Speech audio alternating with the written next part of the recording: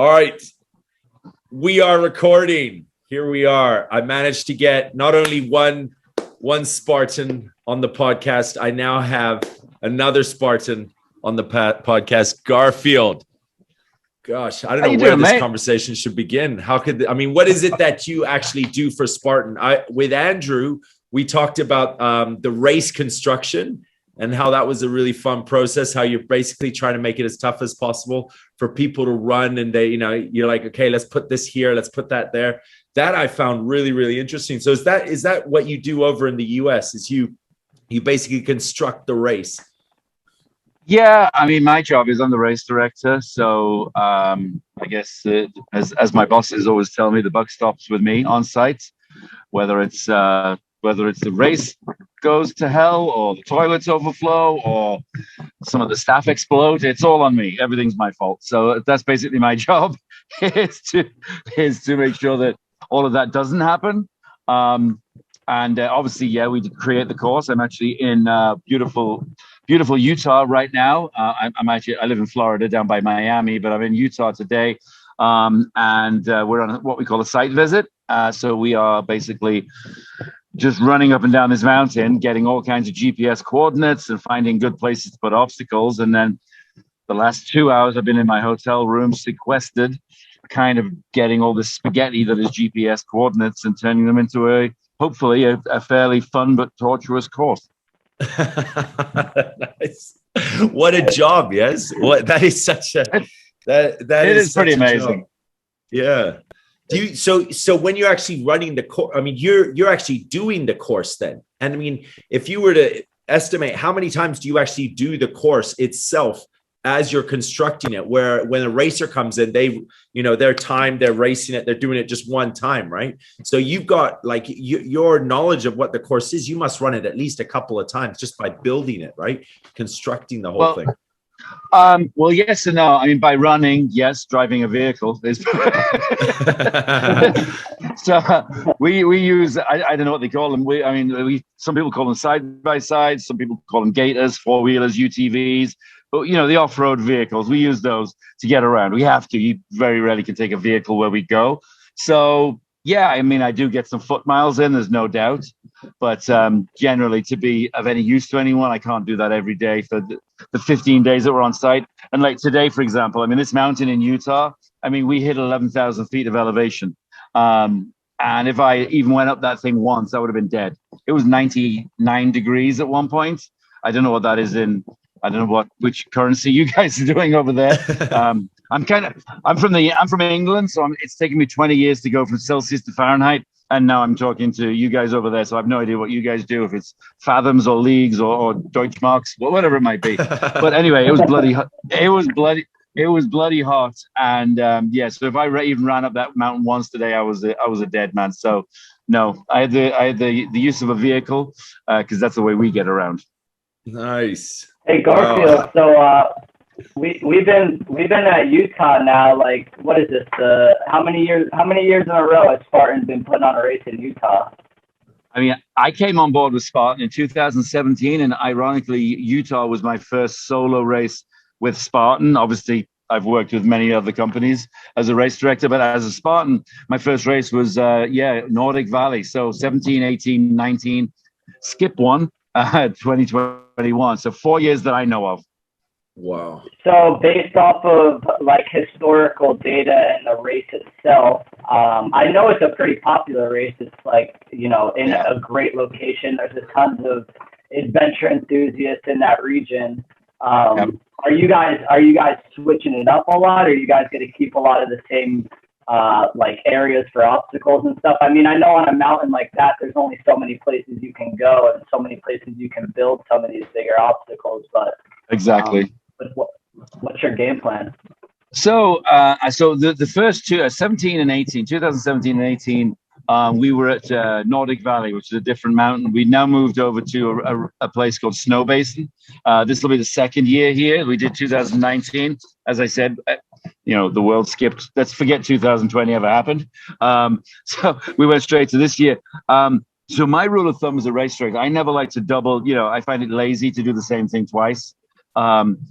You're right, though. On a ski mountain, on a side of a mountain, it's very, very difficult. And you know this, Andrew, to find locations to put like a flat obstacle. We need a big flat area for, let's say, monkey bars or multi-rig or the rope climb. We're looking at like, it's got to be like 50 foot by 50 foot, almost pool table flat area. And you're talking on the side of a mountain, they are few and far between. So when we find those spots, yes, we have to reuse them. But what I do is I'll put different obstacles on there. 1 year rope climb, next year monkey bars. After that, it could be Hercules hoist. So yeah, try and mix it up. Yeah, make it different for the customers. Wow. How did you guys? So when is it? Oh, sorry, John. Go ahead. No, I was just curious. How did you guys meet? Like, give me a story of how Garfield and Andrew kind of you guys when you met. Because Andrew, you were based in Boston, right? You were at the headquarters. Sure. Is that right? And then I can imagine Garfield's the one traveling around everywhere, going all these different places. How did you guys actually work together? How did you guys come together? That's a good question. Garfield, when I first met you, it was surely virtual. And I believe I was still working on the partnership team. So I wasn't really too heavily involved in race construction. Because after I worked on the partnership team for 2 years, I transitioned to the project management team, which we work directly with the race directors. So I think we were communicating. Yeah, I worked with you because you were an SCC, right? Yeah. Or whatever the term. So in sponsorship, yeah. So I know we worked together in that capacity. And I think, did I meet you at the summit? Were you at the summit in Boston when all the Spartans got together? So we do a thing, where we all of us, they used to do this in January. They had to stop it for budget reasons and COVID and stuff. But yeah, they would get all the leadership from the race directors and the course managers, the sponsorship and all that stuff. And we would all sequester once a year at the beginning of the year in Boston at HQ, or it was actually in a big church, to go over all the upcoming year stuff. So I know we met there. I don't think I worked with you as a race planner though, did I? I think you'd moved on to Sunny Climbs. Yeah, I don't believe so. I don't think we worked directly together on a race that we planned, but no, I mean, I know that we've definitely crossed paths numerous times, like at a race, whether it be just for fun or actually working.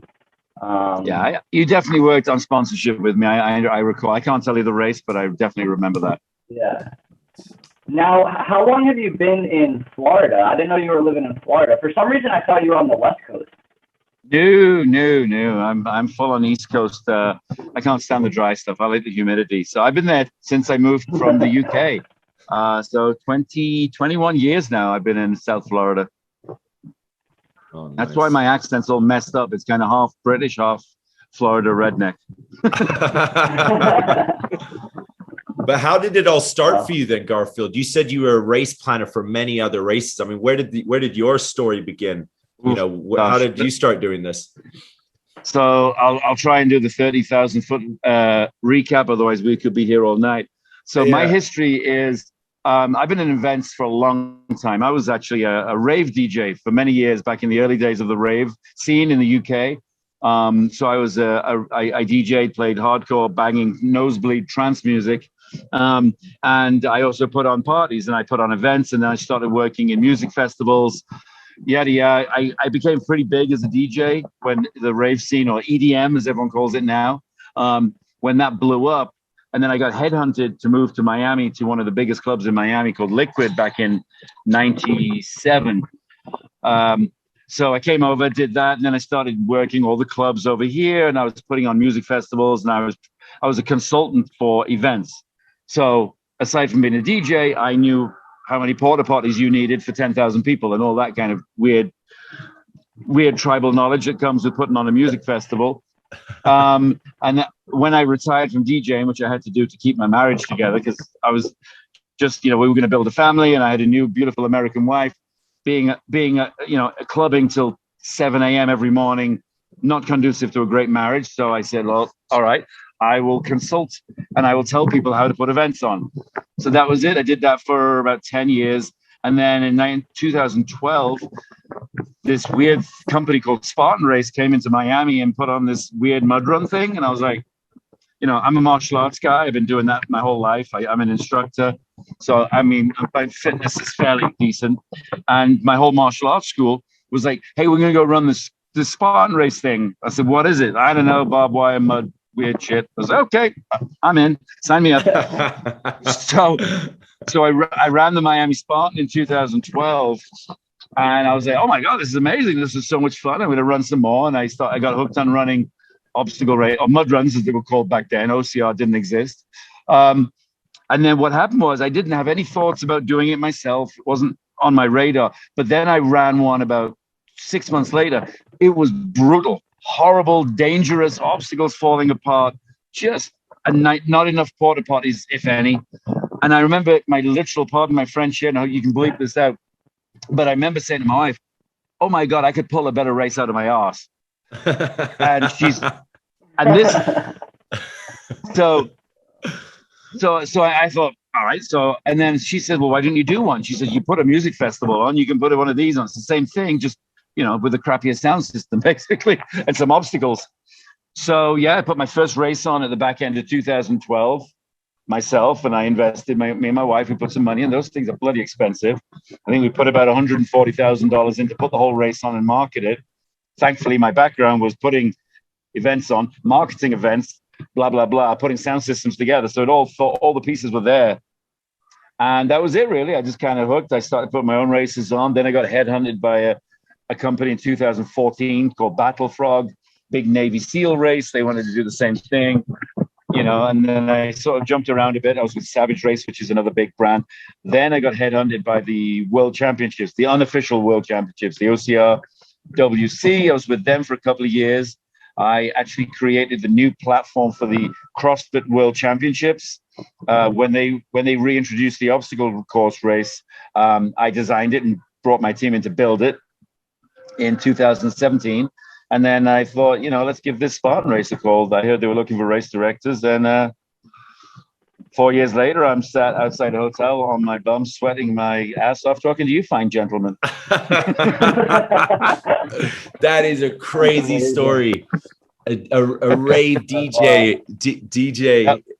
to a Spartan race director. That's crazy. I had no idea. I was expecting like, you know, oh, I had a military background, you know, I did my time, and, you know, I did boot camp. I'm an army brat. I grew up on military bases. Both my parents were military in the UK, so I grew up on army bases. I did actually attempt to join the military when I was 16, but long story, that I didn't get in. I had to, believe it or not, allergies, hay fever, of all things, kept me out of the military. So I became a DJ.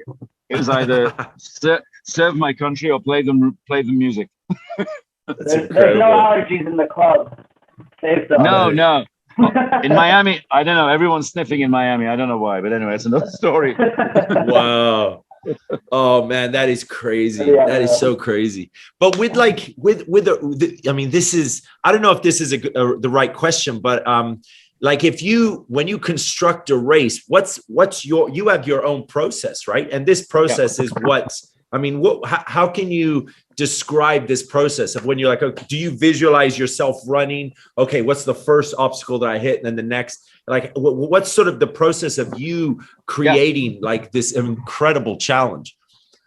So it's funny that, you know, you think that going from DJ to this is like completely unrelated, but ironically, the one thing that made me a fairly successful DJ, and a lot of people have said, is that when I was playing music, I would think to myself, what would I want to hear next?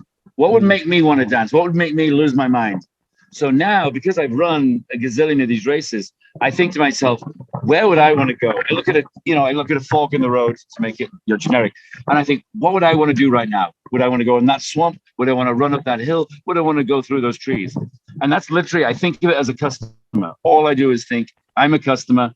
And then that's the way I think of what would be more fun and more interesting. But then obviously then the logistic side of me, the back end kicks in. Okay, if I put this obstacle first, it can only handle 10 people at a time. Say monkey bars, 6 people at a time. If it's the first obstacle and 200 people get there, that's going to be a nightmare. They're going to be backed up. They're all going to be waiting. So then I have to start thinking about throughput. And okay, so I need an obstacle that's quick, it's wide, it's going to get them through. And my headset just went off. I'm hoping my other headset stayed on. Can you still hear me? Yeah. Loud and Okay, clear. good. Okay, one headset just died on me, so I'll take that one out of my head completely. So that's the logic. Is I think like a customer, and then I think almost like an engineer, and also then I have to think, how are my guys going to get there? How are they going to get a truck full of truss to build this obstacle up there? Can they get there? How are we going to get it down? And which trailers do we load first when we're getting out of here? I don't want to take all the truss down that goes on the top of a truck when really I need all the truss that goes on the bottom. So there's 1,000,001 weird nuances that go into what I do and what my team does. So there's a lot to it, but really I think like a customer, then I think like an engineer, if that makes sense. Yeah, like you said, with backing people up, because people at different times. You have the guys that are like, they'll gun it, they'll go, and they're gone. And then you have the ones that are like, oh, I'm going to do this with my wife, and oh, I'm going to do this with my company. Let's take it slow. Let's help each other. So they kind of collect, and they kind of, they can create sort of a blockage, right? So that's smart. You have obstacles at the beginning that you could just breeze through, and then you start to spread everybody out, right? That's kind of like the strategy. See how, and these sort of tricks, did you learn this over time, or was this something that you were just by running that first race, like you said, where you were just like, oh yeah, duh, I know how to do this, and I could definitely make it better, right? Definitely, everything. I mean, we all learn by doing repeatedly, and the more I've done it. But I mean, a lot of it's also common sense. You just think to yourself, 300 people are not going to hit like a 7-foot wall that only takes 5 people. It's just but I've done races where that common sense wasn't, and that's kind of the race where I went, okay, I can do better.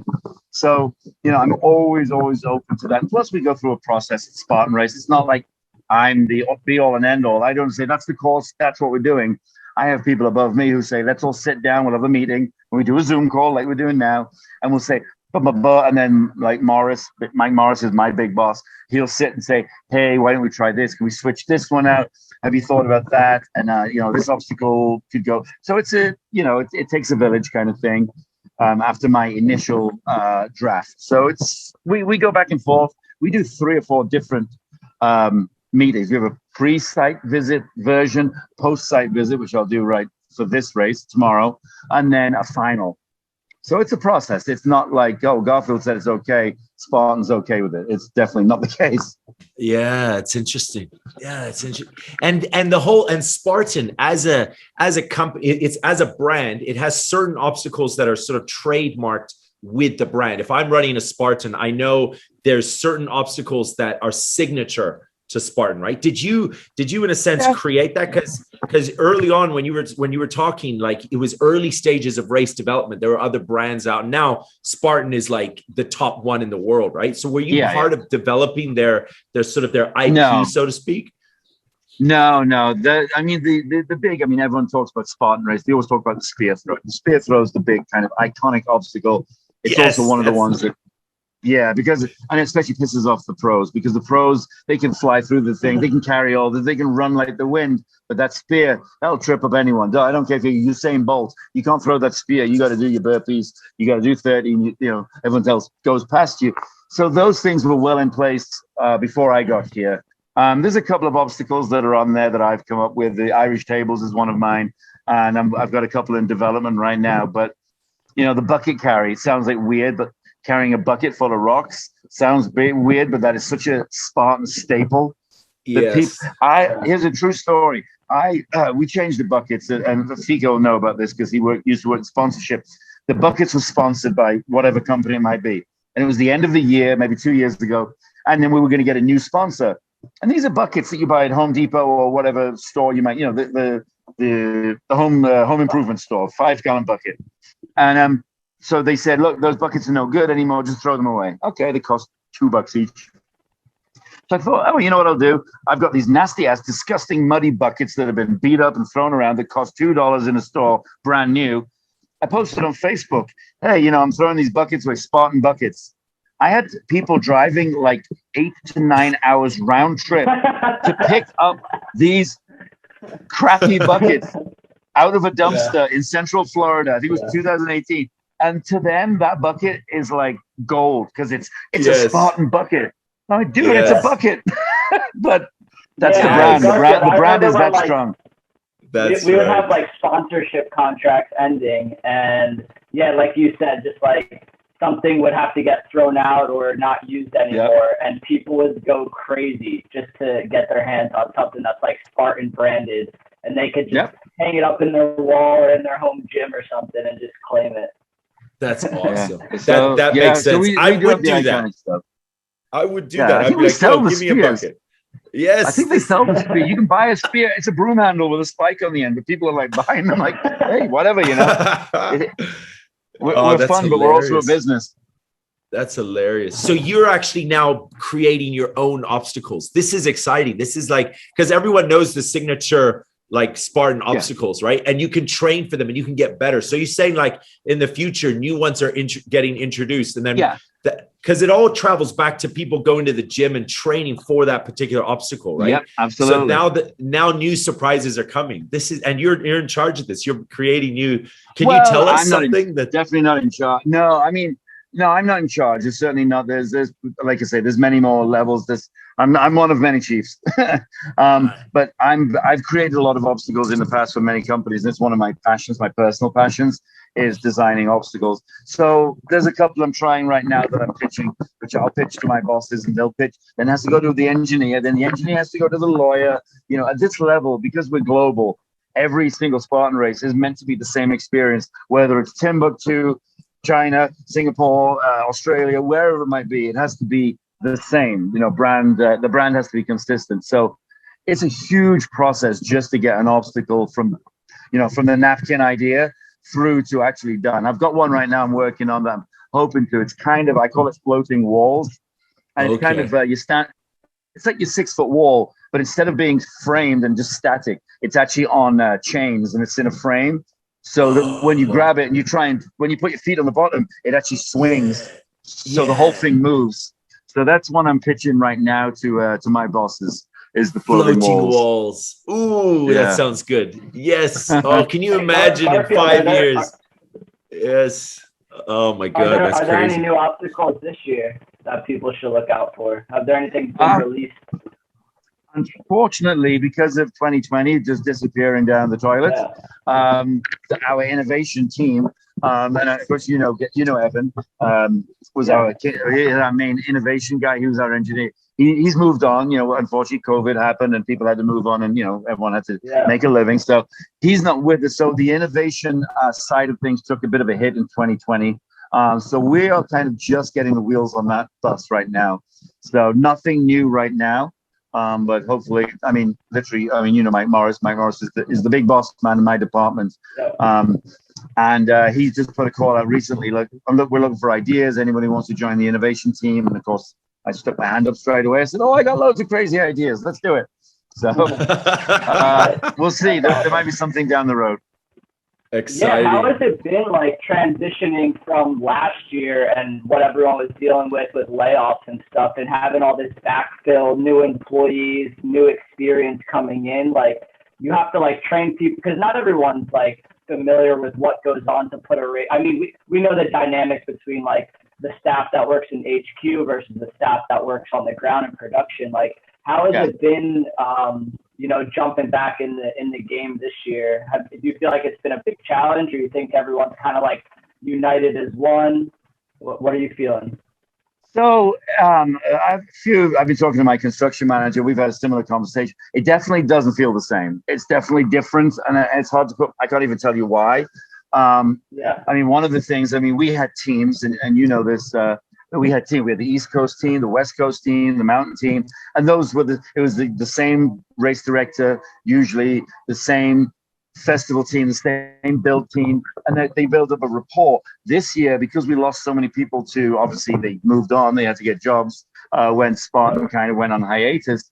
Now we don't have any teams anymore, so it's kind of a mishmash, as I call it, like a Frankenstein's monster of teams. It's just let's find this guy and whoever's available to work. So that is definitely different.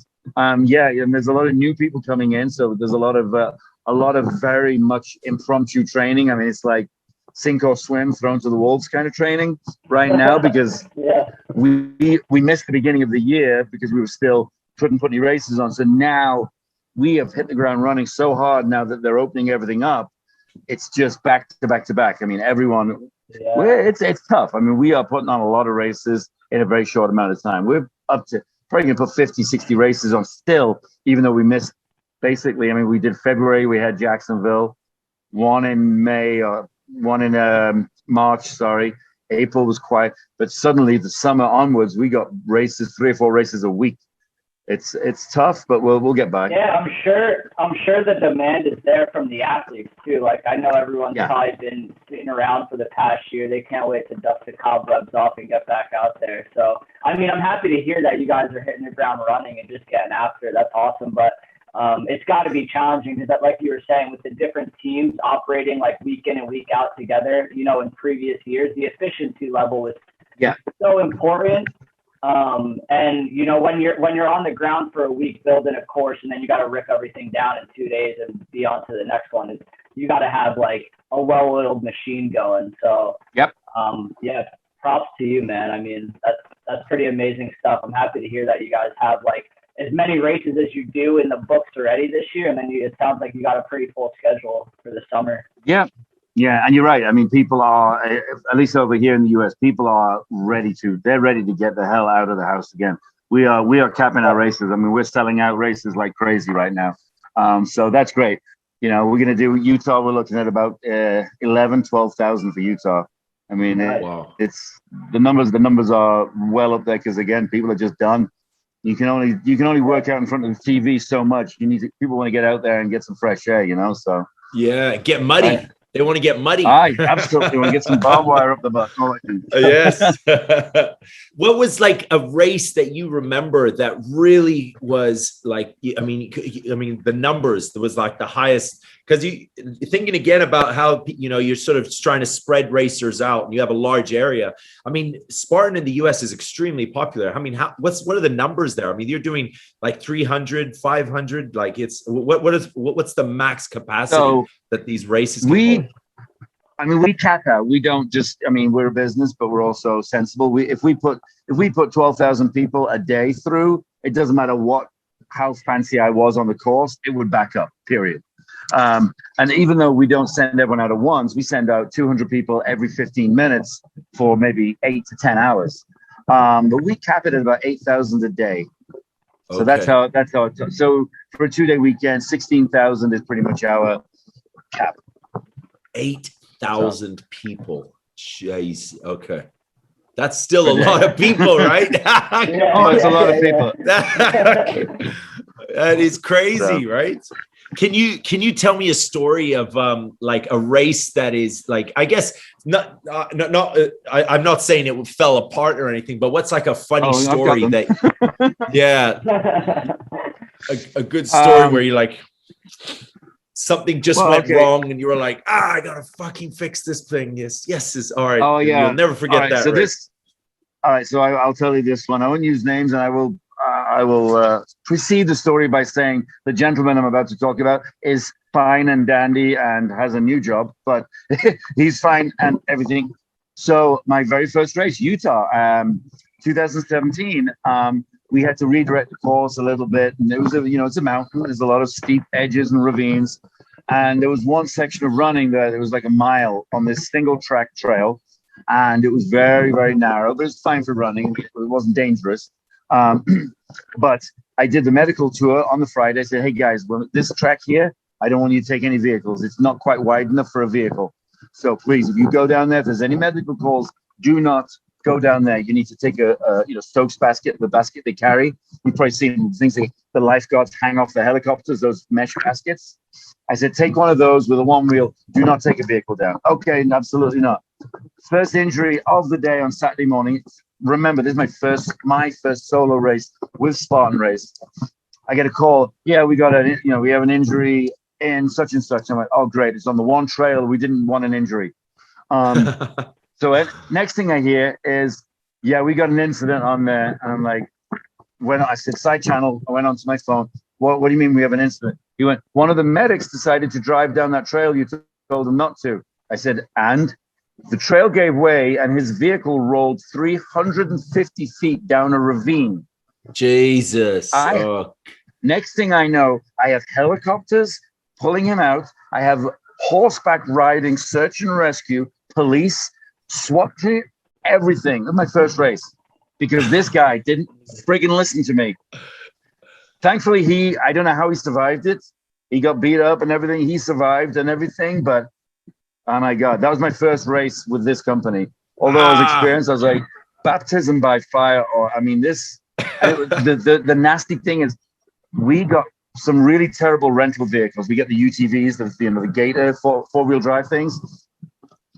And the ones they gave us were crap. They wouldn't get up the mountain. So I said, we need better vehicles. I can't have medical not able to get to the top of the mountain if someone's injured. So the only company we had was this adventure rental company. These were like $25,000 Razor Polaris 3000, and they had about 2 hours on the clock. Brand spanking new. These were beasts. These are things you see in the X Games, these vehicles. Yeah, that one had 5 hours on the clock, and this guy destroyed it. They pulled it out of that ravine in pieces. Oh, wow. It was, so that was, that was my first race was fun. Second one was pretty easy though. Everything after that seems like a breeze. I mean, everything else was gravy. That was a baptism by fire. We had to stop the buses and the parking because we had to suddenly create a helicopter landing zone.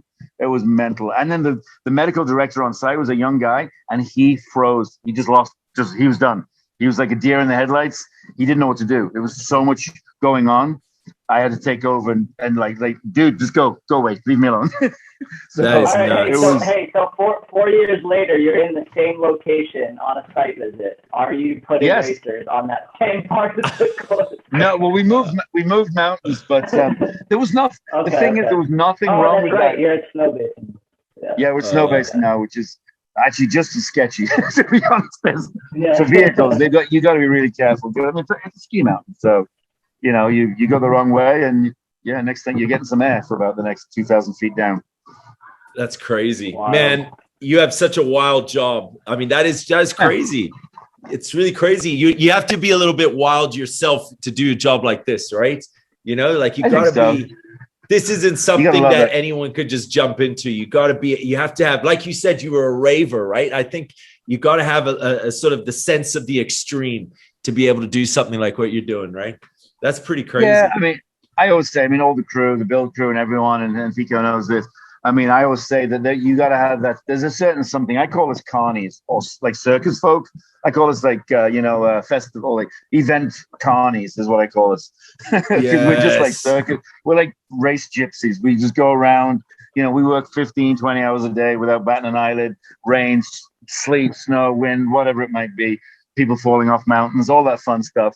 And then we just pack it up and go and do it again, That's awesome, man. I dig it. It's one thing when you're working with like the team that you're familiar with, but then you bring in, you open it up to the public, and now you're responsible for, a bunch 10,000 people, other crazy, Spartan goers that are just as wild as the guys building the course, and it's just like you got your hands full for sure. But that's absolutely, but impressive. It's my happy place. It's totally my happy place. They always say if you love what you do, you never work a day in your life, and I haven't worked in a long time.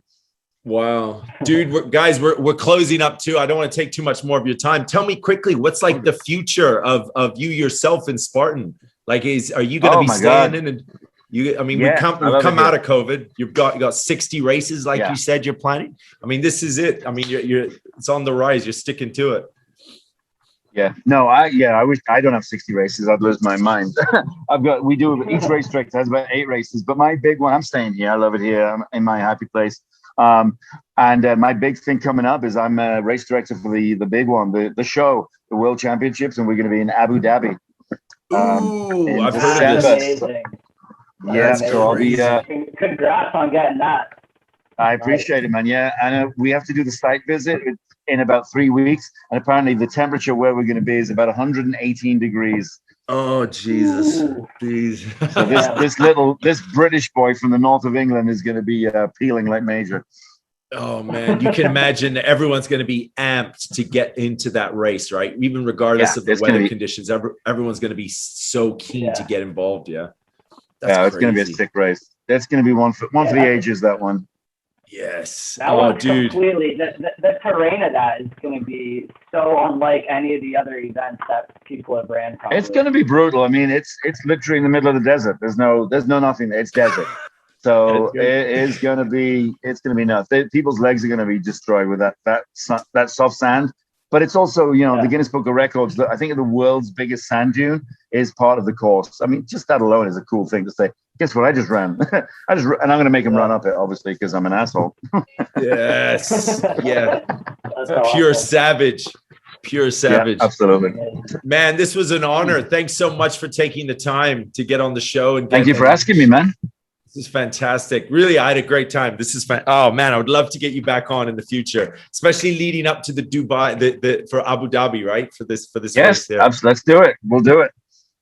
Big thanks. Maybe I'll do it from Abu Dhabi. Maybe we'll do it from Abu Dhabi. Yes. Oh, sick. That would be cool. That'd be Garfield, so cool. It was so good catching up with you, man. I'm happy to hear everything's Likewise. going well, and best of luck to you on the rest of your site visit in Utah. I appreciate it, man. Guys, I really appreciate your time. You guys have a great evening or morning or wherever the hell you are in the time zone. You're the best, man. Thanks so much, Cheers. dude. Andrew, thanks for connecting us, yeah? Guys, stay strong. No, what is it? Aru, right? Oh, no, I'm not saying that. I'll leave that to the customers. There you go. Cheers, brother. Take it easy. Thanks, man. Peace.